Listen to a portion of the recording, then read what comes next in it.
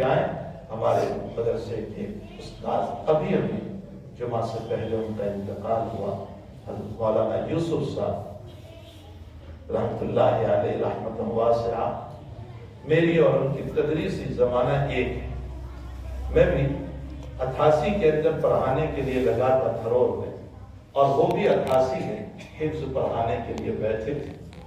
سمجھیے کہ قریباً انہوں نے 35 سال سے زیادہ قرآن کی خدمت، ایک لمبی مدت تک قرآن کی خدمت کی. اور قرآن کا خادم جو ہوتا ہے وہ قرآن کا خادم ہوا کرتا ہے. حضرت عبد الرحمن سلمی رضی اللہ تعالیٰ عنہ بخاری شریف میں ہے کہ 38 سال مسجد نبوی میں بیٹھ کر قرآن کی خدمت کرتے رہے. کسی کو ناظرہ پڑھاتے، حفظ پڑھاتے. حالانکہ بڑے محدث تھے، بڑے تابعی تھے، عثمان و عمر کا زمانہ پایا تھا، لیکن اس کے باوجود حدیثوں کے اوپر مسند حدیث پر نہیں بیٹھے، حفظ پڑھاتے رہے، قرآن پڑھاتے رہے. کسی نے پوچھا کہ حضرت آپ اتنے بڑے محدث اور اسی قرآن کی خدمت میں بیٹھے ہوئے؟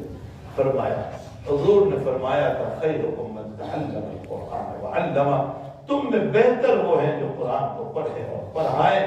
بس اسی حدیث نے مجھ کو یہاں بٹھا رکھا. تو جس کی اتنی لمبی قرآن کی خدمات ہو اور بے شمار بچے ان سے حافظ قرآن بنے، یہ ان کے لیے صدقہ جاریہ ہے، یہ ان کے لیے ایصال ثواب ہے. اللہ تعالیٰ ان کی مغفرت فرمائے، ان کے پسماندگان کو صبر جمیل عطا فرمائے. اور اب تعالیٰ ہمیں بھی اپنی زندگی کو ٹھیک کر کے، میرے بھائیوں میں بہت لذاذت سے کہتا ہوں، دوسروں کی فکر چھوڑیں، اپنی بنا لیں. دوسروں کی فکر چھوڑ دیں، اپنی بنا لیں. آج امت کا حال یہ ہے کہ وہ اپنے دکھوں سے دکھی نہیں ہے، دوسروں کے سکھوں سے دکھی. میں میرے دکھ سے دکھی نہیں ہوں، لیکن مجھے دکھ اس بات کا ہے کہ آپ مالدار کیوں بن گئے، آپ بڑے کیوں ہو گئے، آپ کو عزت کیوں مل گئی، آپ کی بیٹی کا نکاح کیسے ہو گیا، آپ کے لڑکے کا نکاح کیسے ہو گیا.